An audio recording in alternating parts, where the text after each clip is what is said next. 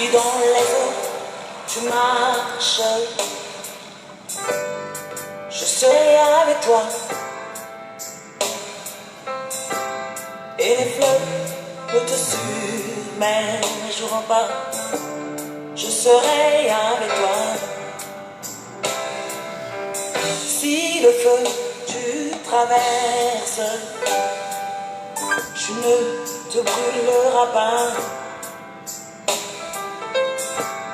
Et les flammes ne t'embraseront pas. Je serai avec toi. Ne crains rien, ne crains rien, ne crains rien, car je t'ai racheté. Je t'appelle par ton nom. Oh, tu es à moi. Car je suis l'Éternel. Alléluia.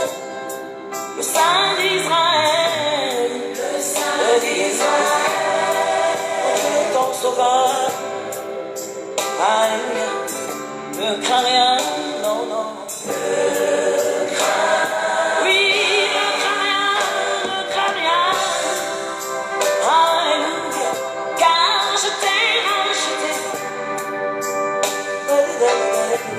Je t'appelle par ton nom.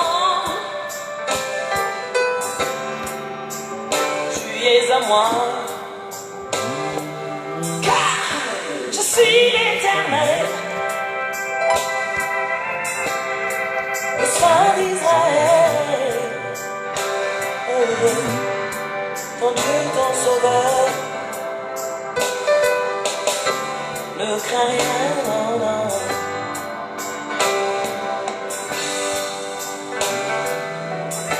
La Bible me dit, si dans l'ombre de la vallée de la mort je marche, je n'aurai peur de rien, parce que Jésus est avec moi. Alléluia. Ne pense plus jamais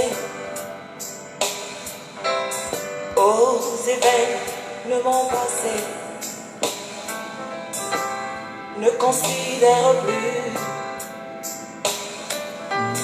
tout ce qui est ancien. Oh, Jésus a dit, je ferai un chemin dans le désert. Pour toi mon frère, car c'est-tu mon enfant que tu as de prix à mes yeux, a dit Jésus. Oui, ne crains rien, ne crains rien, ne crains rien, ne crains rien, car je t'ai racheté. Je t'appelle par ton nom. Alléluia. Tu es à moi. Car je suis l'Éternel, le Saint d'Israël, le Saint d'Israël, ton Dieu, ton sauveur. Ne crains rien, non, non. Mon frère, ma soeur, ne crains rien, ne crains rien, ne crains rien, ne crains rien, car je t'ai racheté. Je t'appelle par ton nom. Tu es à moi. Car je suis l'Éternel. Alléluia. Le Saint d'Israël. Le Saint d'Israël. Ton Dieu, ton sauveur. Ne crains rien. Non, non. Comme Daniel dans la fosse au lion. Shadrach, Meshach, Abednego, dans la fournaise ardente, n'avez peur de rien. Qu'attends-tu de Dieu? Si Jésus est dans ta vie, Il est celui qui dit un seul mot et la chose s'accomplit. Don't be afraid, be afraid. Bonsoir et bonsoir, bonne arrivée. Merci, j'ai dit bonsoir à Mamdiane, j'ai dit bonsoir à Anis, j'ai dit bonsoir à Gertrude. Que Dieu vous bénisse pleinement. Merci de vous connecter. Vous pouvez envoyer les cœurs afin de permettre aux autres de se connecter davantage. Soyez la bienvenue et que Dieu vous bénisse depuis chez vous.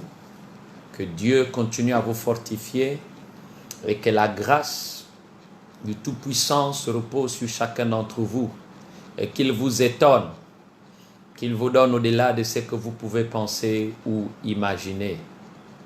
À lui seul la gloire, l'honneur, la louange, la victoire. Nous bénissons ton nom, notre Père et notre Dieu. Nous exaltons ta puissance et ta parole. La louange est à toi ce soir, toi qui nous permets de nous abreuver autour de ta parole. Comme les bus soupirent après l'eau du ciel, nous nous soupirons après la compréhension de ta parole. Que le Saint-Esprit, lui qui est l'enseignant par excellence, commande et règne et prenne le contrôle de ces instants bénis. C'est pourquoi nous ramenons par le pouvoir de ta parole toute pensée tenue captive tout au long de cette matinée, tout au long de cette journée jusqu'à pareille heure. Et nous prions, Seigneur, que ta parole vienne nous faire du bien, nous bénisse, nous sanctifie, nous purifie, nous fortifie, nous repositionne. Nous te bénissons, Seigneur. Là où on n'a pas été à la hauteur, d'aide-nous pardonner. Et merci, Seigneur, de nous couvrir de ton sang, de nous couvrir de ta grâce, de nous couvrir de ton onction, de nous couvrir, Seigneur, de toutes les grâces et bénédictions qui émanent de ton trône. À toi la gloire, l'honneur et la louange. Merci pour tous ceux qui vont se câbler ce soir. Permets que chacun reçoive quelque chose de particulier pendant ces temps de partage. Que l'humain se taise, mais que l'Esprit de Dieu communique la pensée de Dieu à nos cœurs au nom de Jésus. Amen. Voilà, soyez la bienvenue. Soyez la bienvenue. Et ce soir, je vais partager avec nous dans le livre de Marc, chapitre 4. Hier, nous avions partagé dans l'Ancien Testament, Ésaïe chapitre 2. Nous avons essayé de comprendre la prophétie d'Ésaïe, que nous devons orienter nos regards sur la montagne qui est la maison de l'Éternel, qui est au-dessus de toutes les autres montagnes. Et pendant qu'il est au-dessus, ce n'est pas pour nous faire du mal, c'est pour nous couvrir, comme le couvercle qui était sur le tabernacle. Voilà, donc ce soir, je vais lire avec nous dans l'évangile de Marc, chapitre 4, le verset 35 à 41. Marc, chapitre 4, les versets 35 à 41. Voilà, c'est l'évangile de... Si nous laissons la classification qui est celle de la Bible, c'est le premier évangile. Voilà, mais selon la classification, nous avons Marc, nous avons Matthieu, nous avons Marc. Mais dans la classification originale, c'est Marc qui est le premier évangile. Bon, ce n'est pas ça la toile de notre partage. Je vais tout simplement lire dans Marc chapitre 4, les versets 35 à 41. Pour ceux qui prennent des notes.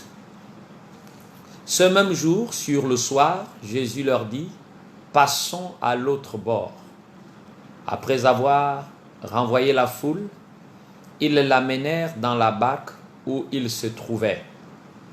Il y avait aussi d'autres barques avec lui. Il s'éleva un grand tourbillon.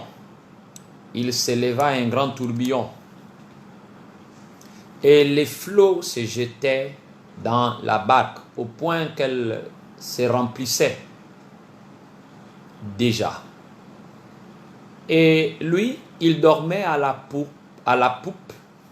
sur le coussin. Ils le réveillèrent. Ils le réveillèrent. Donc, Marc chapitre 4, le verset 35 à 41. Marc chapitre 4. Voilà, ils le réveillèrent, ils lui donnèrent, et il dormait à la poupe. Ils le réveillèrent et lui dirent, Maître, ne t'inquiètes-tu pas de ce que nous périssons? Ne t'inquiètes-tu pas de ce que nous périssons? S'étant réveillé, il menaça le vent. Il menaça le vent et dit à la mer, silence, tais-toi. Et le vent cessa. Et il y eut un grand calme. Puis il leur dit, pourquoi avez-vous ainsi peur? Comment n'avez-vous point de foi? Ils furent saisis d'une grande frayeur. Et ils se dirent les uns aux autres, quel est donc celui-ci à qui obéissent même le vent et la mer? L'évangile de Marc, chapitre 4, les versets 35 à 41. Ce passage, donc, les versets 35 à 41 m'amènent à partager avec nous ce thème. Comment gérer nos peurs? Comment pouvons-nous gérer nos peurs? Comment nous pouvons gérer nos peurs? Je n'ai pas dit ta peur parce que je m'implique aussi à l'intérieur, je me sens impliqué dans cette interpellation. Et je crois que le Seigneur nous parle à tous. Et nous nous posons la question ce soir, comment gérons-nous nos peurs? Selon le texte de Marc chapitre 4, les versets 35 à 41.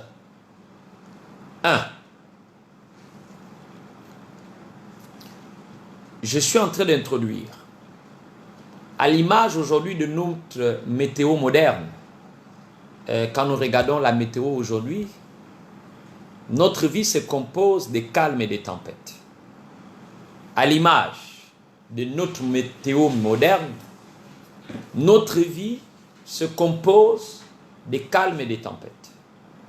Quand la tempête nous atteint, quand nous sommes ballottés de tous côtés, il est vital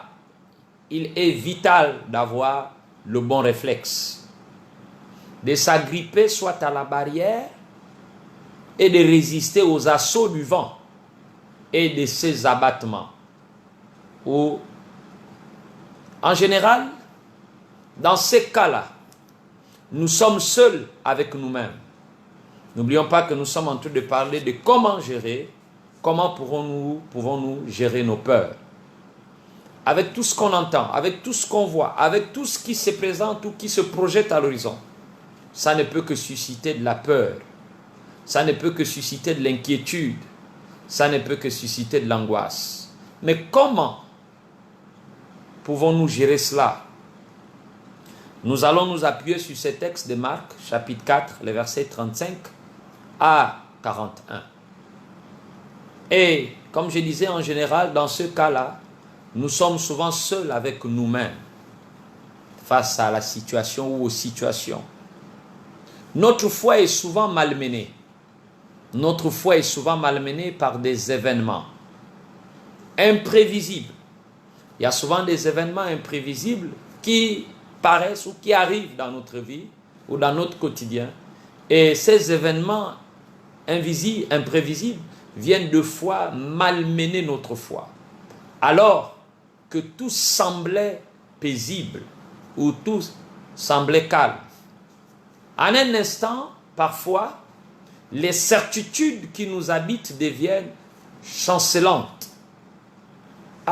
Alors, rapidement, les grandes questions qui jalonnent notre passage sur terre, celle qui illumine le futile et l'encombrement nous saisit. En quoi et en qui plaçons-nous notre confiance? Lorsque ces événements apparaissent, lorsque ces situations surgissent, à qui ou vers qui plaçons-nous notre confiance et notre espérance? Le récit que nous venons de lire de Marc, l'évangéliste Jean-Marc nous présente un récit dans le chapitre 4, les versets 35. Il nous parle de la tempête apaisée. Ce récit, le récit que nous venons de lire et qui fait notre étude ce soir, peut répondre à ces questions. Voyons d'abord ensemble le contexte historique, parce que ce récit a un contexte historique. Nous sommes au début du ministère de Jésus. Nous sommes là au début du ministère de Jésus. Le Seigneur commence ses prédications en Galilée, au nord du pays. Donc il commence au nord du pays, en Galilée. Ses disciples viennent d'être appelés. Ils viennent d'être choisis. Et il ne les a pas encore envoyés en mission, les disciples. Non. Nous dirions qu'ils sont dans la phase de préparation. Notre récit nous poste sur la rive occidentale du lac de Tibériade, un endroit paisible et convenable, même encore certainement de nos jours. Jésus avait enseigné et guéri toute la journée. C'est pourquoi Marc nous précise dans cet évangile, le chapitre 4, les versets 35 à 41, Marc nous précise, il dit, d'ailleurs au verset 35, il dit, ce même jour, sur le soir de ce même jour, Jésus dit à ses disciples, le soir de ce même jour, Jésus dit à ses disciples, passons sur l'autre rive. Passons sur l'autre rive. Ça, c'est le verset 35. Comme tous les humains, Jésus a éprouvé de la fatigue. La suite du récit en témoigne. Son désir est de se retirer avec ses disciples dans un endroit tranquille, calme et paisible. N'a donc rien de surprenant. Il veut promouvoir se reposer. Il veut pouvoir se reposer. Jésus veut pouvoir se reposer. Tout en désirant, comme un bon formateur, faire le bilan de la journée avec ses disciples. Jésus monte donc dans la barque de service. Jésus monte donc dans la barque de service et se dirige vers la rive opposée, le côté oriental du lac, est beaucoup plus austère, moins verdoyante, plus escarpée. Elle est de loin la moins fréquentée. C'est donc l'endroit idéal pour Jésus pour faire une pause. Et là, Jésus aspire au calme et au repos. C'est pourquoi nous voulons répondre ce soir comment nous pouvons gérer nos peurs. Mais je crois que l'évangéliste Jean-Marc est certainement celui qui doit nous donner quelques pistes pour comprendre et répondre à cette interrogation. C'est donc l'endroit idéal pour faire une pause.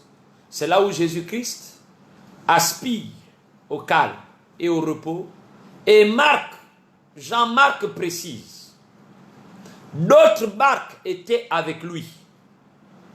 Donc dans le verset 36, et d'autres barques, après avoir renvoyé la foule, ils l'amenèrent dans la barque où il se trouvait, il y avait aussi d'autres barques avec lui. Question de tranquillité, cela semble compromis. Mais Jésus laisse faire le mouvement. Jésus laisse faire le mouvement. Il ne donne aucune directive.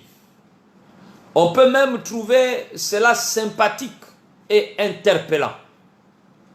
Voilà des gens qui ont écouté les paroles du Seigneur Jésus une bonne partie de la journée, et le soir arrive, ou arrivant, au lieu de rentrer chez eux ou chez soi, ils décident de le suivre. Quelle force attractive d'amour devait avoir le Seigneur pour que des familles entières partent à l'aventure? Où allait-elle dormir? Sans parler de la nourriture et surtout de la traversée du lac. Par vent contraire, il n'y a pas d'endroit de repli. Il faut avancer ou revenir. Ils sont déjà là dans la barque. Le lac est dangereux de par sa configuration géographique. Le Jourdain, permettez-moi d'ouvrir une parenthèse sur ça, le Jourdain a creusé un couloir dans lequel les vents du nord ou du sud s'engouffrent. Sous pression, c'est une véritable soufflerie naturelle. Les tempêtes sont aussi soudaines que redoutables. Il fallait être avide de connaissances et avoir une telle soif d'entendre les paroles du Seigneur Jésus-Christ pour oser se risquer sur ce lac à cette heure tardive. Il fallait une motivation forte. Elle est tout autant indispensable de nos jours. Si on veut connaître le bonheur de la foi en Jésus-Christ.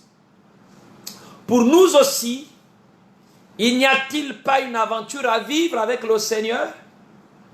C'est la question. Pour nous aussi, il n'y a-t-il pas une aventure à vivre avec le Seigneur? Mais revenons un peu à notre récit. Luc précise dans son évangile, à lui aussi, au chapitre 8. Luc précise dans son évangile au chapitre 8, au verset 23.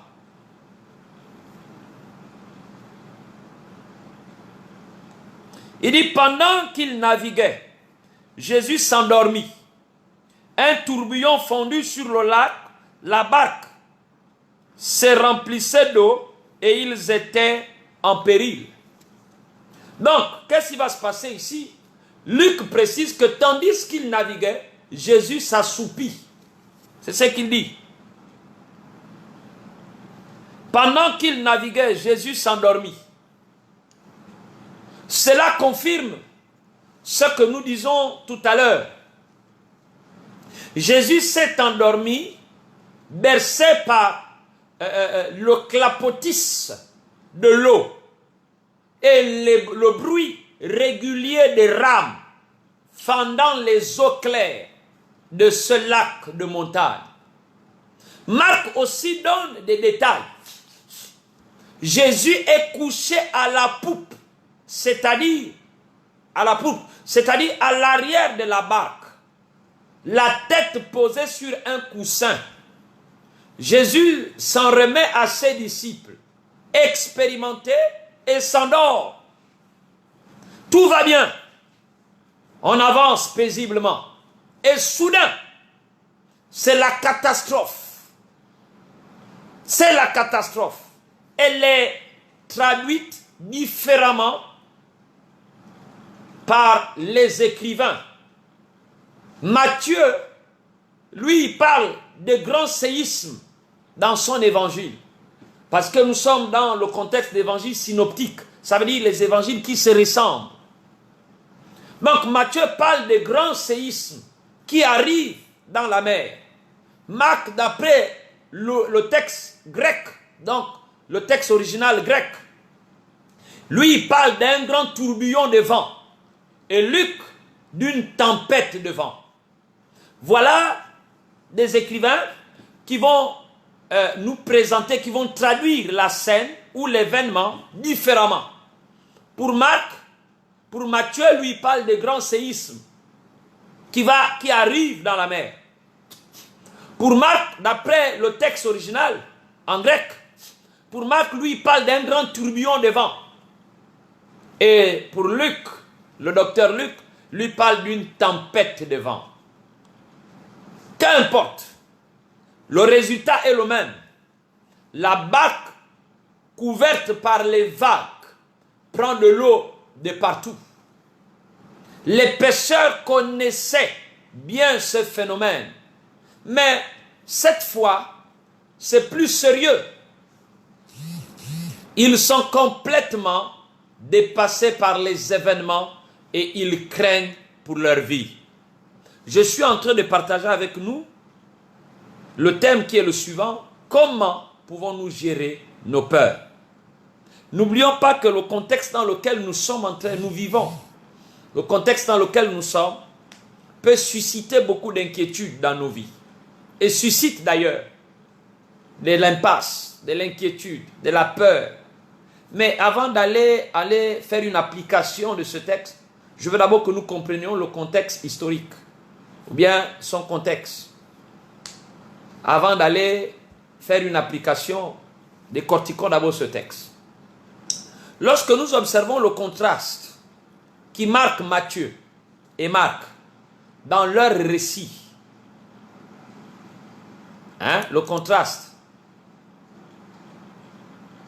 qui va montrer un peu la distance ou les divergences qui marque Matthieu et Marc dans leur récit, le tragique de l'événement tranche avec l'attitude détachée du Seigneur Jésus-Christ. Matthieu 8, 24 nous dit, dans la version nouvelle édition de Genève, nous dit: la barque était couverte par les flots. La barque était couverte par les flots. Et lui, il dormait. On ne sait pas s'il faisait déjà nuit, mais on ne devait pas être très loin de l'obscurité. Toute la journée avait été bien occupée. Une tempête de jour, c'est déjà préoccupant. Mais de nuit, c'est carrément angoissant. Le bruit assourdissant des vagues, en pleine obscurité, a de quoi provoquer la panique. On a tout lu. On a vu des fois au cinéma des tempêtes la nuit. Quand vous allez, exemple, au cinéma, suivre un film, là où avec les navigations, des fois on ne voit rien quand on regarde par les films. Et on ne s'entend plus même dans le vacarme des éléments en furie. On peut supposer, car le texte est lapidaire, que les apôtres pêcheurs de métier, donc des hommes d'expérience, ont dû tout mettre en œuvre pour s'en sortir seuls avant de réveiller le Seigneur. Et des fois, il nous arrive avoir des fois cette expérience ou ces genres de tableaux. Quand tout va mal, on veut d'abord de nous-mêmes faire avant de faire intervenir le Seigneur. N'oublions pas qu'il venait à peine de faire le choix de tout laisser pour suivre le Seigneur. C'est dans ce contexte. Donc n'oublions pas que là, ils venaient à peine de faire le choix de tout abandonner pour suivre le Seigneur. Nous imaginons leurs pensées. Ce n'est pas encore des hommes expérimentés dans les choses spirituelles. Donc, imaginons leurs pensées. Si cela commence comme cela, on est mal barré. Ça, c'est exemple. Imaginons un peu. Si c'est comme ça, suivre Jésus, si c'est comme ça, nous confier au Seigneur, si c'est comme ça, marcher dans la foi, mais là, on est mal barré. On sent une pointe d'imagination dans le texte. D'un air de dire, c'est comme cela qu'il prend soin de nous, ou c'est comme ça qu'il va prendre soin de nous. Tout à l'heure, on était quelque part, il nous dit traversons de l'autre bord, et de l'autre bord. Et on va monter, et là, lui, il va direct dormir. Il nous abandonne. Certainement, voilà les questions. Cet homme-là, moi, j'ai tout abandonné. J'ai décidé de le suivre. J'ai décidé de rentrer dans une certaine intégrité, dans une certaine manière de vivre. Attends, et là, il vient, avec tout ce que je suis en train de traverser, lui m'abandonne. Ah, mais si c'est comme ça, ce type-là, il faut qu'on voie un peu les clauses. Et il y a des moments où on peut arriver à ce type de questionnement. Ouais, comme les disciples. Ouais. Et si c'est comme ça qu'il prend soin de nous, c'est dangereux. Peut-être ont-ils de même remis en question leur désir de suivre le Seigneur. Devant l'amalgame, devant la confusion, devant l'issue qui ne semble pas être visible, on se pose des questions. Ah, si c'est ça là, suivre le Seigneur, c'est mieux de répartir là où on était. Hein? Là-bas, au moins, la vie, on bouge un peu, on sent qu'on a du soutien, on fait un peu comme ça. Mais si c'est ça, voilà, là, avant que je ne vienne à nous, regardons les disciples, ceux qui étaient avec le maître. Ils ont eu peur. Des fois, nous traversons des situations où on a peur. Mais nous devons comprendre, comme les autres ont compris. Avant d'aller dire, ouais, non, les hommes là étaient avec le Messie lui-même, le Sauveur, le Fils du Dieu vivant, qui est venu d'une manière extraordinaire. C'est-à-dire sa naissance virginale a montré que il n'y a qu'un Dieu où, en fait, il y a une particularité dans cette naissance. C'est pourquoi il est vrai que le contraste est violent dans ce texte. Les disciples sont en danger de mort. Et lui, il dort. C'est comme un peu aujourd'hui, nous sommes en danger. Il y a la pandémie qui est en train de secouer et le Seigneur semble dormir. Et pourtant, depuis près de 2 mois, sinon un peu plus, nous sommes en train de crier à lui. Il semble dormir. Mais comment?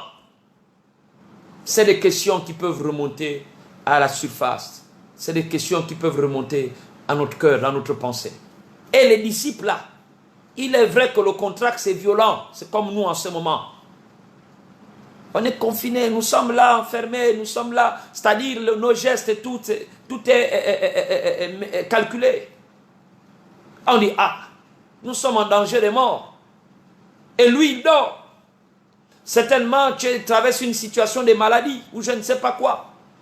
Et tu peux aussi te poser la question comme les disciples. Nous sommes en danger et lui, il dort. Il est silencieux, il ne parle pas, il ne répond pas. D'ailleurs, Marc laisse percer cette pointe de défiance. Marc laisse percer cette pointe de défiance lorsqu'il écrit dans le verset 38, toujours de notre évangile de Marc 4. Maître, ne t'inquiètes-tu pas de ce que nous périssons? Et nous aussi on peut arriver. Seigneur, ne t'inquiètes-tu pas? Ne vois-tu pas ce qui se passe? Ne vois pas ce que nous sommes en train de subir et de traverser? Ne t'inquiètes-tu pas, maître? D'un air de dire, quand même, c'est bien toi qui nous as donné l'ordre de passer de l'autre côté. C'est bien le Seigneur qui nous a dit, abandonnons tout, venons. Il nous a promis, il a dit qu'il est le El Rapha. Il est le Dieu qui nous guérit. Il est le Dieu qui a dit, je suis l'Éternel qui vous guérit. Je suis l'Éternel qui vous soutient. Je suis l'Éternel qui pourvoit vos besoins. Je suis l'Éternel, je suis. Les disciples ont dit, c'est bien toi qui nous as donné l'ordre de passer de l'autre côté. Tu pourrais faire quelque chose au lieu de dormir. Nous sommes à la lisière du reproche. Nous sommes là à la lisière du reproche. On pourrait construire même des fois un roman sur cette aventure. Mettons de côté le récit et essayons d'actualiser l'événement en nous. Yes. Mettons un peu de côté maintenant le récit et essayons d'actualiser l'événement à nous. N'a-t-il pas quelques points de commun avec nos expériences personnelles, ce récit? Ce récit n'a-t-il pas quelques points de commun avec nos expériences personnelles? Croyants ou non croyants, je dis croyants ou non croyants, nous avons tous à assumer notre humanité. Nous avons tous à assumer notre humanité. C'est-à-dire à faire face aux tempêtes de la vie. Nous avons tous à assumer notre humanité. C'est-à-dire à faire face aux tempêtes de la vie. La grande question est, comment les gérons-nous ces tempêtes? Comment gères-tu les tempêtes dans ta maison? La situation de tes enfants, la situation de ton époux, la situation de ton épouse, la situation professionnelle. Comment la situation, toutes les tempêtes qui se lèvent, comment les gérons-nous? Est-ce que nous comptons sur nos seules forces ou faisons-nous appel à une aide extérieure? Notre tendance naturelle est de vouloir tout assumer seul. C'est pourquoi des fois, et comme je disais hier, les gouvernants du monde aujourd'hui veulent tout assumer seuls sans avoir associé ou sans pouvoir associer le créateur de ce monde. Et j'insiste. L'ami, c'est comme un enfant qui a à peine 7 ans ou 8 ans. Il est dans la maison et il pense répondre aux besoins, à ses besoins de santé, à ses besoins nutritionnels, à ses besoins scolaires, sans vouloir associer le père. Mais ça, c'est insensé. C'est insensé. C'est insensé. On se débat de toutes nos forces et inlassablement, on s'appuie, on s'épuise, quelle que soit notre expérience en matière de navigation, les disciples étaient loin d'être des novices ou des apprentis. C'étaient des gars qui connaissaient l'eau. Ils avaient l'habitude. C'était des pêcheurs. Il y avait des pêcheurs dedans. Ils avaient l'habitude. C'est comme vous, peut-être vous avez dit, oui, j'ai l'art politique, j'ai l'habitude de gérer les situations, j'ai l'habitude, j'ai machin, c'est bien. Mais du coup, ceux qui avaient l'art et l'habitude, du coup, c'est Dieu qui est incriminé. Comme les disciples, on peut penser de la même façon. Comme les disciples, on peut penser de la même façon. On est sur le point de périr. Et lui, il dort. Le grand Dieu. Mais pourtant, la Bible dit, il ne sommeille ni ne dort. Lui qui veille. Il ne sommeille ni ne dort. Mais les disciples ici, selon le contexte ici, Jésus est dedans dans la barque derrière, il dort. Il est tranquille, paisible. Il dit, ne t'inquiètes-tu pas que nous allons mourir. Mais ils ont oublié une chose, que le Sauveur est dans la barque. C'est pourquoi, apprenons à prendre conscience que le Seigneur est dans notre barque. Mais ici, avec les disciples, il dit, on est sur le point de périr. Et lui, il dort. Autrement formulé, c'est-à-dire, je peux reformuler cette phrase autrement. Si Dieu existe, comment peut-il rester endormi face aux tempêtes qui menacent nos vies ou celles de nos proches?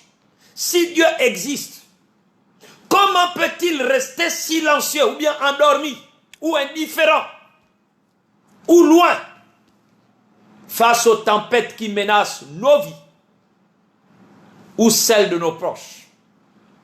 Qu'avons-nous fait pour avoir autant de difficultés? Qu'avons-nous fait? Voilà le raisonnement, voilà les questions qui remontent en surface. Pour ceux et celles qui ont intégré la spiritualité dans leur vie, les questions sont souvent similaires. Ils veulent bien suivre les conseils du Seigneur Jésus-Christ, mais ils ne comprennent pas pourquoi ils ne sont pas complètement à l'abri des tempêtes. Nous ne comprenons pas des fois pourquoi nous ne sommes pas à l'abri des tempêtes et pourtant nous sommes du côté du Seigneur. Nous sommes avec le Seigneur. Nous sommes avec Jésus. Pourquoi nous ne sommes pas à l'abri du Covid-19, à l'abri des situations qui arrivent à gauche-droite? Pourquoi? À quoi bon donc? À quoi bon de le suivre? Pense-t-on? À quoi bon de suivre le Seigneur? Pense-t-on?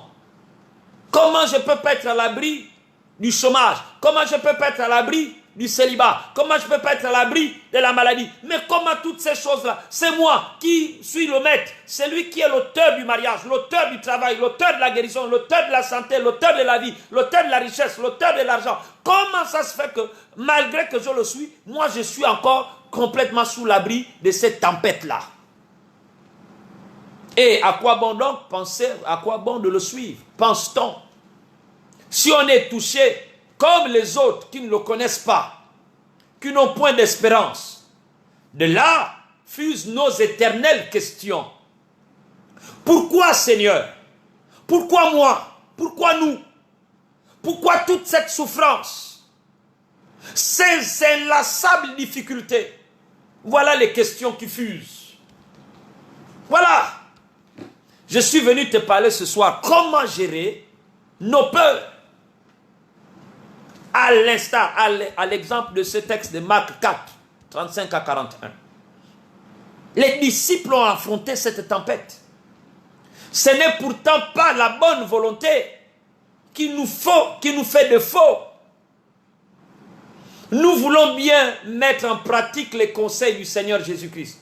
Mais si c'est au prix de ramer et de couper en permanence, ça fait réfléchir. Te suivre, Seigneur, bien sûr, mais pas comme cela. Voilà pourquoi aujourd'hui beaucoup de gens ont du mal à se donner au Seigneur. C'est pourquoi il a dit, la croix pèse. Celui qui veut me suivre, qu'il porte sa propre croix. Te suivre, Seigneur, d'accord, mais où? Voilà les questions qu'on se pose. Te suivre, Seigneur, bien sûr, mais pas comme cela. Te suivre, Seigneur, d'accord, mais où? Quand? Comment? Et pourquoi? Bref, en réalité, on veut tout savoir avant de s'engager dans l'aventure de la foi. Le plus souvent, on veut tout savoir avant de s'engager dans l'aventure de la foi. Les disciples ont dû penser, Seigneur, nous avons tout laissé, nous avons laissé plein de choses pour te suivre. Et regarde en retour ce qui nous arrive. Regarde où nous en sommes. Ne t'inquiètes-tu pas de nous voir dans cette galère? Les croyants ont du mal à intégrer cette même réalité aujourd'hui. Les croyants que nous sommes, nous avons du mal à intégrer cette même réalité. La Bible dit que nous ne sommes pas de ce royaume. Notre royaume, Jésus lui-même a dit que si j'étais de ce royaume, parce que c'était là le dilemme avec Hérode, il pensait qu'il venait le renverser dans sa royauté. Il dit, mon royaume n'est pas un royaume terrestre, mon royaume est un royaume céleste. Si j'étais de ce royaume plein, et même toi, tu te soumettrais. Nous ne sommes pas de ce royaume, nous sommes du royaume céleste. C'est pourquoi il y a le déjà et le pas encore. Ce paradoxe. Nous sommes enfants de Dieu. Nous sommes enfants de Dieu. Mais nous ne sommes pas encore dans ce royaume. Le déjà et le pas encore. C'est ce que les croyants ont du mal à intégrer encore. C'est souvent quand on décide de suivre le Seigneur Jésus-Christ que les difficultés surgissent. C'est souvent quand on décide de suivre le Seigneur Jésus-Christ que les difficultés surgissent. Ne devrait-on pas assister?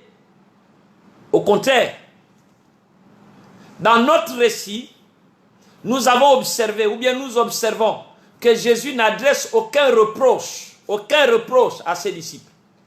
Jésus n'adresse aucun reproche à ses disciples. Il dénonce en premier les circonstances. En premier, Jésus dénonce les circonstances.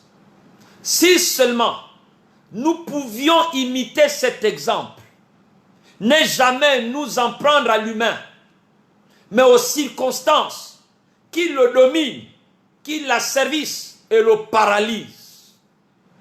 C'est pourquoi aujourd'hui les gens ont du mal à donner au Seigneur, c'est donner. Mais non, le problème c'est pas, oh, c'est païen là. Non, regardons les circonstances qui les amènent à avoir peur. Les circonstances. Ah, mais si je suis le Seigneur là où je ne suis pas encore marié, oh que je suive le Seigneur, il ne faut plus forniquer, il ne faut plus faire ceci. Ah, c'est la circonstance qui lui fait peur. Ah, moi je vais maintenant suivre le Seigneur, je vais arrêter de voler dans l'entreprise. Ah, je vais arrêter de suivre le Seigneur, je vais être maintenant à pied, je vais être au chômage, je vais suivre le Seigneur, on va me chasser de cette maison. Ah. Donc le Seigneur ne fait pas de reproches à ses disciples, mais il dénonce en premier les circonstances. Si seulement nous pouvons imiter cet exemple, ne jamais nous en prendre à l'humain, mais aux circonstances d'abord, qui le domine et qui l'asservissent et le paralyse. Le texte de Marc poursuit en disant, s'étant réveillé, ça c'est Jésus, s'étant réveillé, il menaça le vent et il dit à la mer, silence. Ça veut dire que quand les tempêtes se lèvent, quand les hommes suscitent les tempêtes, quand les situations sont là, se lèvent, ne vois pas d'abord l'humain. Menace la tempête. Parle à la tempête. Et Jésus dit, tais-toi. Et le vent cessa et il y eut un grand calme. Le verset 39. Quelle intervention spectaculaire, puissante et solennelle. Quel contraste entre l'angoisse existentielle des disciples et la sérénité du Seigneur Jésus-Christ. Quel contraste entre l'angoisse existentielle des disciples et la sérénité du Seigneur Jésus-Christ. L'arrière-plan, comme en filigrane,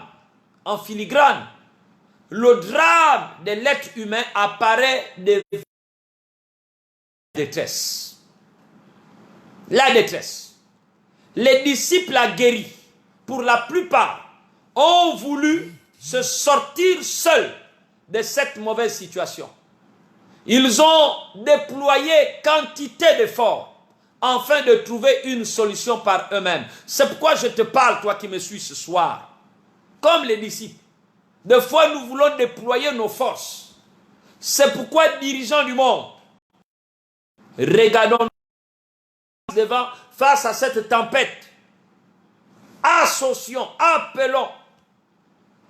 Parlons à la tempête par la prière.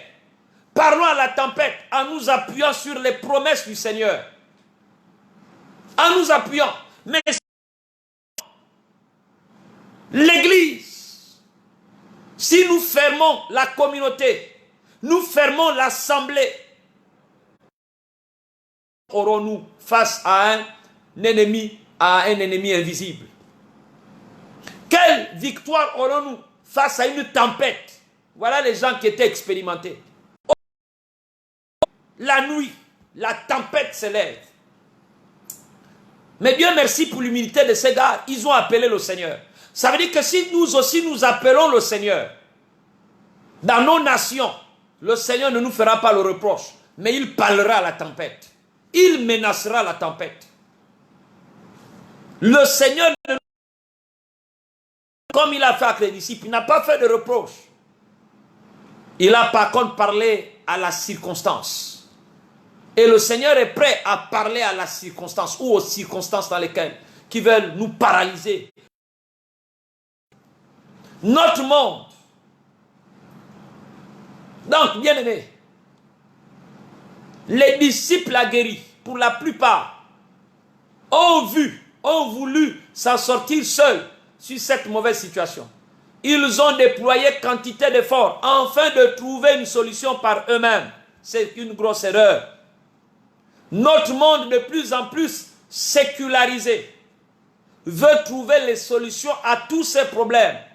On met Dieu entre parenthèses et on veut s'en sortir seul, sans avoir besoin du secours de personnes qu'on appelle l'Église. Comme quelqu'un avait dit ces paroles, je ne voudrais que personne, pas même Jésus-Christ, ne fût mort pour moi. Ça, c'est quelqu'un qui l'avait dit. Mais c'est un danger. Il dit, je voudrais que personne, pas même Jésus-Christ, ne fût mort pour moi. Ah bon? Il est mort pour l'humanité, tout entière. C'est pourquoi je suis convaincu qu'à côté du politique, à côté de la science, à côté de toutes sortes d'expertises, nous devons associer le roi de rois, le seigneur des seigneurs, le Jésus-Christ. Et d'ailleurs, il s'est révélé comme le El Rapha, le médecin des médecins. Il s'est révélé comme le El Shaddai, le tout-puissant, le tout-suffisant. Il s'est révélé comme l'Emmanuel, celui qui est parmi nous. Il s'est révélé comme El Jireh, El Sabaoth, l'Elohim, l'Adonai. La vie moderne nous pousse à l'individualisme. La vie moderne nous pousse à l'individualisme, comme nous voyons chez certains. On veut y arriver seul, lutter seul, vaincre ou mourir seul. Les athées et les libres penseurs revendiquent le refus de l'expérience spirituelle. Je me reprends. Les athées et les libres penseurs revendiquent le refus de toute référence spirituelle. Et être seul, responsable de ce choix. Combien de fois ne faisons-nous pas l'expérience des disciples? Quelque part, nous aussi, tout comme eux, nous avons désiré que Jésus vienne dans notre barque et sur son ordre, nous avons quitté le bord. Nous avons quitté le monde. Nous avons laissé les choses du monde sous son ordre. Il a dit, venez à moi, vous tous qui êtes fatigués et chargés, et je vous donnerai du repos. Il a dit, venez. Il ne mettra point dehors celui qui vient à lui, ou celle qui vient à lui. Sous son ordre, nous avons quitté notre barque. Puis les tempêtes de la vie sont arrivées, souvent imprévues, dans le travail, dans la maladie, dans les diverses épreuves. Dans les diverses épreuves. Et on s'est débattu tout seul. Parfois même, la violence de la tempête a été telle que nous avons oublié que Jésus était dans notre barque. Deux fois, il nous arrive, même nous les croyants, quand la situation est forte, si c'est la maladie, si c'est le décès, si c'est un problème, deux fois nous oublions que Jésus est dans la même barque que nous. N'a-t-il pas dit que nous sommes l'habitation du Saint-Esprit et que le Saint-Esprit habite en nous? N'a-t-il pas dit que je ne vous délaisserai pas, je ne vous abandonnerai point? N'a-t-il pas dit que n'ayez point de regard inquiet? Mais deux fois, nous oublions. Nous avons agi comme s'il n'était pas là. Ou bien comme s'il n'était plus là. Alors qu'il est tout près de nous. Jésus est tout près de toi. Jésus est tout près de nos nations. Jésus est tout près. Prêt à intervenir. Il est toujours prêt à intervenir. D'une façon ou d'une autre. Parce qu'il parle, il agit tantôt d'une manière, tantôt d'une autre. Jésus est prêt à intervenir dans ta situation de santé. Jésus est prêt à intervenir dans ta situation, dans la tempête qui s'est levée dans ta vie. Jésus est prêt à intervenir. C'est pourquoi tu ne dois pas avoir des regards inquiets. Il dit que 1000 tombent à tes côtés, 10 000 à ta droite, il est là. Même si le malheur t'atteint, il dit il va t'en délivrer. Pourquoi? Parce qu'il est toujours à côté de nous. Dans le désert, il y a toujours l'oasis. Dans un désert, il y a toujours un espace l'oasis. Il y a toujours un espace. Il y a toujours l'oasis. Comme les disciples ont oublié aussi que c'est lui qui nous a donné l'ordre de passer sur l'autre bord. Cette traversée dans cette humanité est certes notre fait. Personne ne peut la vivre à notre place. Seulement spirituellement, il est important de ne pas perdre de vue le Sauveur Jésus-Christ. Spirituellement, je ne parle pas physiquement, je parle spirituellement. Nous ne devons pas perdre de vue Jésus-Christ de Nazareth. Il est toujours là. Et dès ce soir, apprends qu'il est toujours dans la même barque que toi. Que tu sois allongé sur ce lit, que tu sois bloqué sur ce canapé, que tu sois seul dans cette maison, sans mari, sans femme, que tu sois sans enfant, que tu sois sans travail, que tu sois je ne sais pas comment, sache que le Seigneur est. Comment nous pouvons gérer nos peurs? Comment nous pouvons gérer nos difficultés? Sans sachant, en bloquant que le Seigneur est avec nous. Il est là. Il a dit, je ne vous délaisserai point, je ne vous abandonnerai point. Je serai avec vous tous les jours Hier, il était avec toi quand tu étais en forme. Aujourd'hui, il est avec toi même quand tu es malade. Hier, il était avec toi quand tu étais au chômage. Aujourd'hui, il est avec toi quand tu es au travail. Hier, il était avec toi quand tu étais au chômage. Aujourd'hui, il est avec toi. Hier, il était avec toi quand tu étais au travail. Aujourd'hui, il est avec toi même quand tu es au chômage. Hier, il était avec toi quand tu étais célibataire. Aujourd'hui, il est avec toi quand tu es marié. Hier, il était avec toi quand. Aujourd'hui, il est toujours avec toi. Spirituellement, nous devons garder qu'il est là avec nous. Il est important de ne pas perdre de vue le Seigneur Jésus-Christ, bien-aimé. Il est important. C'est lui qui désire nous conduire quand tout va mal, au calme de l'autre rive, vers l'éternité. C'est lui qui désire nous conduire au calme de l'autre rive vers l'éternité. Là où la Bible dit, là-bas il n'y a pas de grincement dedans, là-bas il n'y a pas de maladie, là-bas il n'y a pas de jalousie. C'est de là-bas il veut nous conduire. Soyons réalistes. Sous de fausses bonnes raisons, nous comptons trop sur nous-mêmes et pas assez sur lui. Pas assez sur lui. Comme les apôtres, ce n'est que lorsque nous prenons conscience de notre impuissance, de nos échecs, que nous n'avons plus d'espoir, quand nous avons épuisé toutes nos ressources, et que nous sommes en grave danger, que nous nous tournons enfin vers Jésus, notre Sauveur, pour espérer trouver une issue heureuse à notre malheur. Non, bien-aimés, que nous soyons, que nous mangeons ou pas mangeons, prenons conscience qu'il est là. Il est là. Il tient les destins. Il est là. Église sur la terre. Le Seigneur est là. Et d'ailleurs, il a dit, je bâtirai mon église. Il n'a pas dit je bâtirai l'église, il dit je bâtirai mon église. Donc le mot, l'expression mot, il s'approprie sa maison, il s'approprie son église. Il dit je bâtirai mon église. Et il dit des portes de séjour de mon ne pourront point contre elle. Je bâtirai mon église. J'apprécie cette précision. Il dit je bâtirai mon église. Comment quelqu'un qui a bâti, si aujourd'hui tu as construit ta maison, tu vas la laisser. Tu as construit ta maison, tu n'as pas une autre maison, tu vas aller louer, tu vas l'habiter dans ta maison. C'est ta maison. Tu vas l'occuper. Sauf si maintenant tu décides de voyager, tu mets ça en location. Mais si c'est ta maison, tu l'as bâtie, tu l'as construite parce que tu étais en location, c'est pour faire quoi? C'est pour y habiter, résider, habiter. L'embellir, la nettoyer, la ranger. Et Dieu a fait de nous sa maison. Dieu a fait de toi sa maison. Dieu a fait de chacun de nous sa demeure. Mais comment on ne peut pas prendre conscience que ce Dieu est à côté de nous? C'est pourquoi, comment tu peux gérer tes peurs? Prends conscience que Dieu est là. Nous pensons à Jésus trop souvent au dernier moment de l'épreuve. Il faut éviter de penser à Jésus au dernier moment de l'épreuve. Est-ce la bonne démarche d'une relation d'amour et de foi? Non.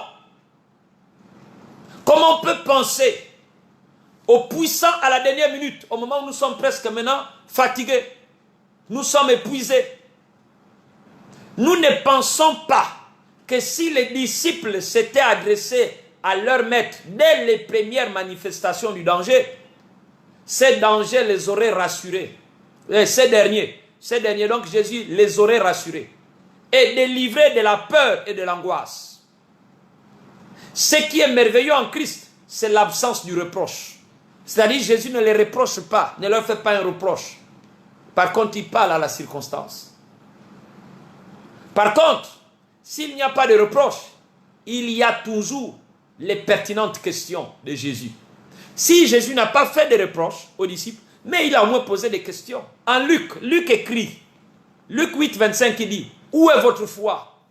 Où est votre foi? Il y a une question. Jésus pose la question aux disciples, où est votre foi? Ma soeur, mon frère, toi qui n'es peut-être pas encore marié, toi qui n'es peut-être pas encore, qui n'a pas ça, je ne sais pas ton besoin dans la vie, je ne sais pas, les amis, où est ta foi? Écoute-moi bien, toi qui n'as pas encore, mais j'ai envie de te dire, tu as ça en toi, ce que tu n'as pas est en toi. Si tu prends les tiges de tubercule, à l'intérieur de cette tige, il y a l'information de la feuille qui n'est pas visible, il y a l'information de la racine qui n'est pas visible, mais à l'intérieur de la tige, donc du bois du tubercule, le bois du tubercule, à l'intérieur de ce bois de tubercule, il y a la feuille et la racine, qu'on appelle le tubercule. Donc, à l'intérieur de toi, oh my God, il y a la bénédiction. La Bible dit que tout ce qu'il a fait selon sa semence. Et chaque plante donnera sa semence, selon le fruit de sa semence. À l'intérieur du... comment on appelle? De l'orange. Il y a des orangers, il y a de l'oranger, il y a des oranges. À l'intérieur de cette tige qu'on appelle l'oranger, il y a des oranges. À l'intérieur de ce machin, de ce noyau de l'avocat, il y a des avocats. Donc, Jésus ne va pas l'empêcher, il dit, je ne me fais pas de reproches, mais je vais vous poser des questions. Par Luc écrit, en Luc 8, 25, il dit, où est votre foi? Il nous pose aussi la question, où est notre foi face à tous les événements? En Matthieu, il dit, pourquoi êtes-vous peureux, homme de peu de foi? Matthieu 8, 26. Pourquoi êtes-vous peureux, homme ou femme de peu de foi? En Marc, il dit, Marc 4, 40, il dit, pourquoi avez-vous si peur? Comment n'avez pas de foi? Comment n'avez-vous pas de foi? Il y a là encore plusieurs niveaux de lecture et de compréhension de ces questions. Il est clair que la peur et l'absence de foi sont liées. La peur et l'absence de foi sont liées. Il semblerait que ce qui est évident pour nous ne le soit pas pour le Seigneur. La peur des disciples nous paraît amplement justifiée. Et pourtant, si le Seigneur Jésus-Christ pose la question, c'est justement parce que cette peur est révélatrice d'un problème de relation. Est révélatrice d'un problème de relation, donc d'un problème relationnel. La confiance n'est pas certainement pas assez. La confiance n'est certainement pas assez au rendez-vous. Le sous-entendu du Seigneur est fort. Si vous m'aviez fait confiance, il dit, si vous m'aviez fait confiance, vous ne seriez pas dans cet état-là. Le Seigneur, dans un projet de formation, veut leur faire comprendre que lorsqu'il donne l'ordre de passer de l'autre bord, de l'autre côté du lac, c'est-à-dire on est parti des païens à devenir croyants, des païens à devenir enfants de Dieu, en même temps, il se porte garant de la traversée, même si des difficultés inattendues surgissent. Même s'il y a des difficultés qui surgissent, le Seigneur se porte garant pour notre traversée, pour nous soutenir. Cela m'amène à définir une vérité qui transparaît dans toute l'histoire biblique. Quand Dieu demande à quelqu'un quelque chose, quand Dieu demande quelque chose à l'humain, en même temps, je dis bien, quand Dieu demande quelque chose à l'humain en même temps, il lui donne les moyens de réaliser l'objectif positif. Dieu ne nous demande rien. Dieu ne nous demande rien qu'il ne nous fournisse déjà en puissance. L'apôtre Paul déclare, or Dieu est digne de confiance. Or Dieu est digne de confiance. Il ne permettra pas que vous soyez mis à l'épreuve au-delà de vos forces. Avec l'épreuve, il ménagera aussi une issue pour que vous puissiez la supporter. Alléluia. Les apôtres auraient dû comprendre que la présence du Seigneur Jésus-Christ avec eux dans cette barque, était la suprême garantie. La présence de Dieu dans ta barque est la suprême garantie de ta guérison. La présence de Dieu dans ta barque est la suprême garantie de ta délivrance. La présence de Dieu dans ta vie est la suprême garantie de ton mariage. La présence de Dieu dans ta vie est la suprême garantie de ta fécondité. La présence de Dieu dans ta vie est la suprême garantie de ta réalisation. La présence de Dieu dans ta vie est la suprême garantie de ton enfantement. La présence de Dieu dans ta barque est la superbe garantie du succès de ton ministère. Je te parle ce soir. Comment pouvons-nous gérer nos peurs? À l'instar de Marc 4, 35 à 41. Et les disciples nous font école ce soir. Nous font école. Vous voyez, on peut soupirer après beaucoup de démonstrations. Je ne suis pas trop fanatique du miracle. Parce que le miracle m'accompagne. C'est ce que la Bible dit. La Bible dit, voilà les signes et les prodiges qui accompagneront ceux qui auront cru. En fait, pour moi, le miracle n'est plus étonnant parce que c'est mon compagnon du quotidien. Oh my God, c'est mon compagnon. Mais je vois aujourd'hui les gens, au lieu de s'asseoir dans la connaissance de la parole, ils veulent être friands. Si j'aurais dit soirée prophétique, nous serons peut-être 500. Parce que les gens aiment tout ce qui est sensationnel.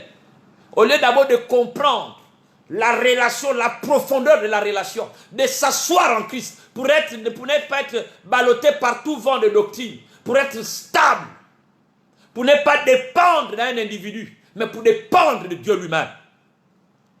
C'est pourquoi les apôtres auraient dû comprendre que la présence du Seigneur Jésus-Christ avec eux, dans cette barque, était la suprême garantie.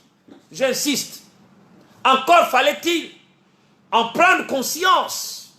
Et comme toi et moi, est-ce que nous prenons conscience que Jésus est avec nous? Même si on ne mange pas encore, même si on n'a rien, Jésus est là avec nous. Moi, j'ai pris conscience que Jésus est avec moi. Dans les hauts comme les bas, dans les temps forts comme dans les temps faibles, Jésus est avec moi.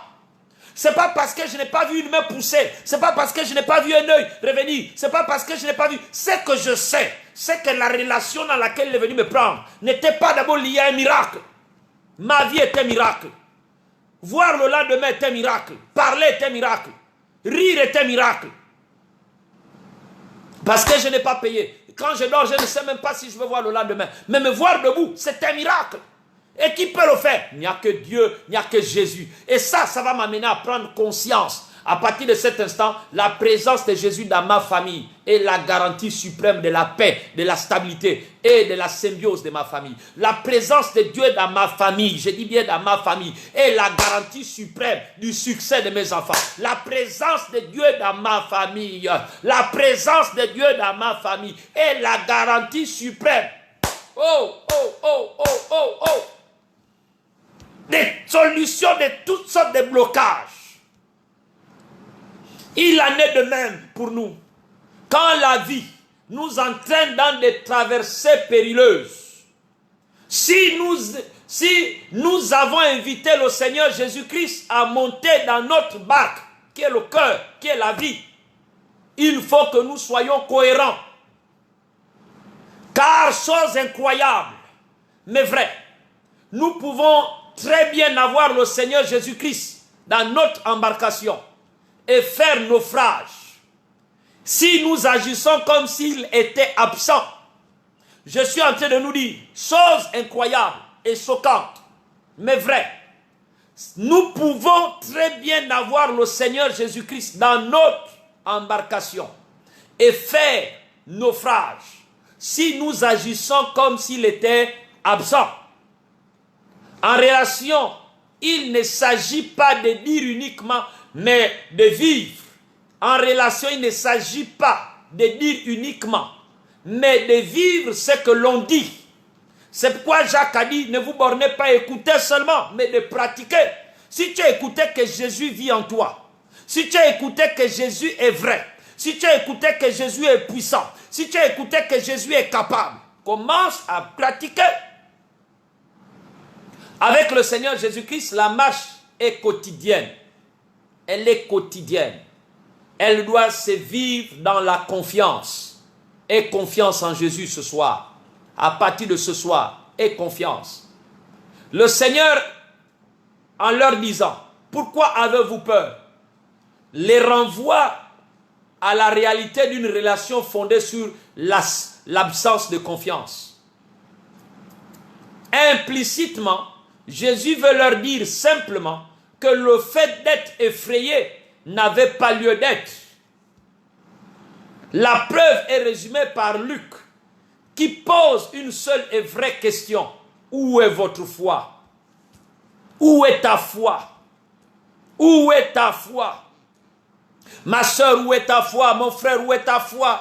Gabon, où est ta foi? Église, où est ta foi? Le Seigneur tient toutes choses. Il tient les manettes de son monde. Ce monde, c'est lui qui l'a créé. La Bible nous dit en Genèse 1:1, au commencement Dieu créa les cieux et la terre. Au commencement. Pourquoi il a créé ce monde? Lui-même il sait. À quoi sert de vouloir servir le Christ si en toutes circonstances on ne lui fait pas confiance? À quoi sert-il de suivre le Christ si en toutes circonstances nous ne lui faisons pas confiance? À quoi sert de donner notre vie au Seigneur si en toutes circonstances nous ne lui faisons pas confiance? Pédagogiquement, le premier niveau de la compréhension des questions du Seigneur Jésus-Christ nous amène à saisir que les apôtres pouvaient eux-mêmes faire face à cette situation. Je dis bien pédagogiquement. Ils pouvaient s'en remettre à Christ et lui demander d'intervenir. D'accord, c'était difficile à intégrer, mais le Seigneur Jésus-Christ renouvellera une mise en situation similaire plus tard. C'est dire qu'il devait intégrer cette réalité. Vous pouvez aller lire dans Marc 6, le chapitre 6, les versets 32 à 39. Le premier enseignement dans le type de relation souhaitée par Dieu, par Jésus-Christ, par le Saint-Esprit, est de nous responsabiliser. Le premier type d'enseignement, souhaité, le premier type de relation souhaitée par Dieu, par le Jésus et par le Saint-Esprit, est de nous responsabiliser. Premier niveau de lecture, où est votre foi? Nous avons les moyens de faire face en son nom. Nous avons les moyens. Nous avons la présence de Dieu. Nous avons la sanctification. Nous sommes mis à part. Nous sommes ambassadeurs. Nous sommes élus. Nous sommes serviteurs et servants de l'Éternel. Nous avons les moyens. Par cette parole. Oui, nous avons le décret. Ou bien, nous n'avons qu'à lui demander d'intervenir. Deuxième niveau de compréhension. Il est là. Il est là. Tu ne le vois pas, mais il est là. Sa seule présence doit dissiper nos craintes et nos peurs. Dis Amen bien. Sa seule présence doit dissiper nos peurs et nos craintes. Si nous intégrons complètement cette vérité fondamentale dans la relation avec le Seigneur Jésus-Christ, alors notre vie en sera totalement transformée. Nous serons formés en vue d'un témoignage puissant à tout à la gloire de Dieu. Que la traversée soit difficile ou facile, tumultueuse ou paisible, n'aura plus d'importance dans notre relation avec Dieu. Dans toutes les circonstances, notre vécu dans l'adversité ou la tranquillité bonifiera notre foi en Dieu, notre Père, en Jésus-Christ, notre Sauveur, et dans le Saint-Esprit, notre accompagnateur. Il n'y a pas de vraie relation de confiance quand on reste dans le schéma de la peur et de la perpétuelle inquiétude. Jésus a déclaré quelques jours avant ou le jour même: qui de vous, par ses inquiétudes, peut ajouter une coudée à la durée de sa vie? Ne vous inquiétez pas pour votre vie, de ce que vous mangerez, ni pour votre corps, de quoi vous serez vêtus. Ne vous inquiétez pas du lendemain, car le lendemain aura soin de lui-même. Matthieu 6. Vous allez lire les versets 27, vous allez lire 25, 34. Notons pour conclure que les disciples n'ont pas répondu aux questions du Christ, de Jésus. Ils sont restés bloqués dans leur schéma de peur. Et ils se sont posés une autre question. Quel est donc celui-ci à qui obéissent même le vent et la mer? Le verset 41. Quel est vraiment cet homme? Ils le découvriront progressivement tout au long de leur vie, au point d'être fiers de nous mourir pour le message d'amour dont ils étaient porteurs.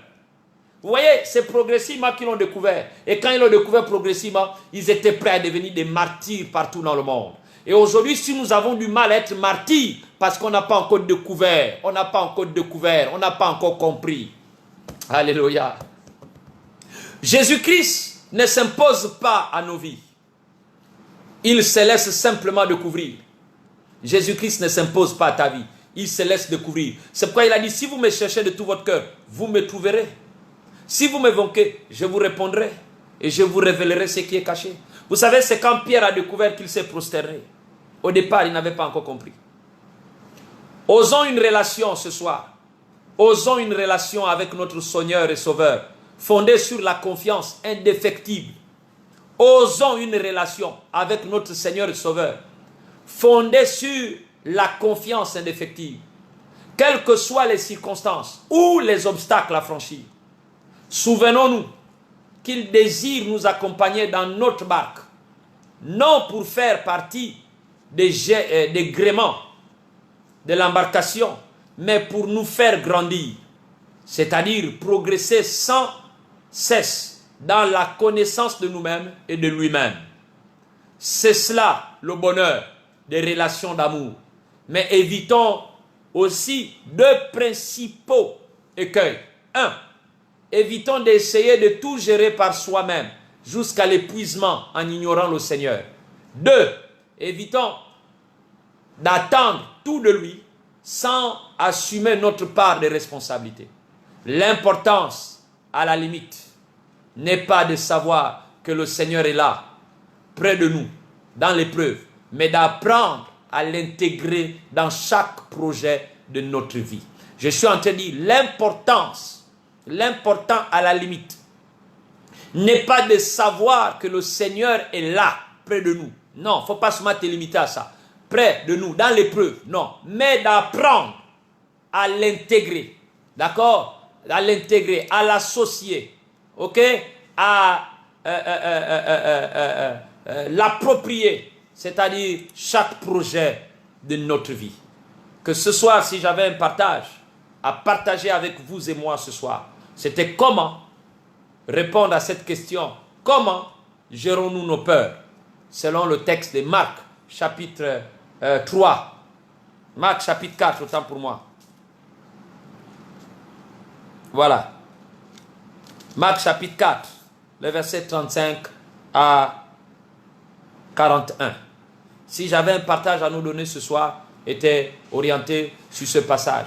Vraiment que le Seigneur nous aide à nous approprier, à apprendre, à l'intégrer dans chaque projet de nos vies. Si les dirigeants de ce monde décident de commencer à intégrer le Seigneur dans chaque projet, nous allons voir des mondes meilleurs. Si nos dirigeants politiques, nos dirigeants à tous les niveaux, même dans les entreprises, les sociétés, s'ils commencent à intégrer le Seigneur dans chaque projet, surtout pour celui qui a décidé d'ouvrir son entreprise et embaucher les gens, tu ne peux pas compter que sur tes propres capacités humaines seulement.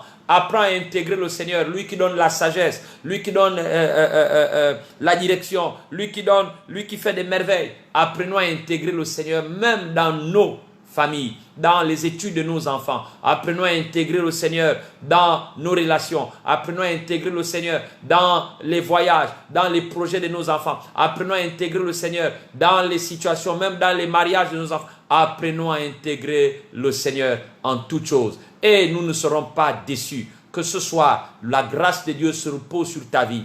Que la parole que tu as entendue ce soir te fasse du bien. Dans le nom de Jésus, là où il y avait la peur, je prie que la peur qui tue le potentiel, qui tue l'initiative, ne puisse plus agir en toi, mais qu'elle soit bannie par la présence glorieuse du Seigneur. Que ce soir, que la gloire de Dieu, que la grâce du Seigneur, que la puissance du Saint-Esprit, où la Bible dit que la grâce est venue par Jésus-Christ, que la communion du Saint-Esprit soit ton partage, soit le partage de tes enfants, soit le partage de ta nation. Au nom de Jésus-Christ de Nazareth, sois béni, sois béni, sois béni. Nous nous donnons rendez-vous demain pour un autre thème vraiment très intéressant à la gloire de Dieu. Et que cette nuit, la grâce de Dieu vous accompagne. Soyez bénis au nom de Jésus. Amen. À demain à 21h par sa grâce.